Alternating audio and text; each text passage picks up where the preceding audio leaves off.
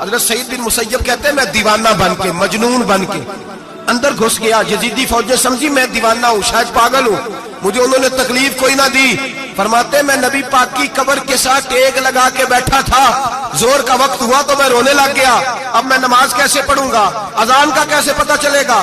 آپ فرماتے ہیں مجھے اللہ کی عزت کی قسم جب اذان کا وقت ہوا تو نبی پاک کی قبر سے اذان کی آواز آنے لگی. فرماتے ہیں جب جماعت کا وقت ہوا تو حضور کی قبر سے اقامت کی آواز آئی، پھر جماعت کی آواز آئی، اور میں نے اپنے نبی کے پیچھے زور کی نماز ادا کی. حضور کے پیچھے حضرت موسیٰ اپنی قبر میں نماز پڑھے اور میرے رسول تو قبر میں جماعتیں کراتے ہیں.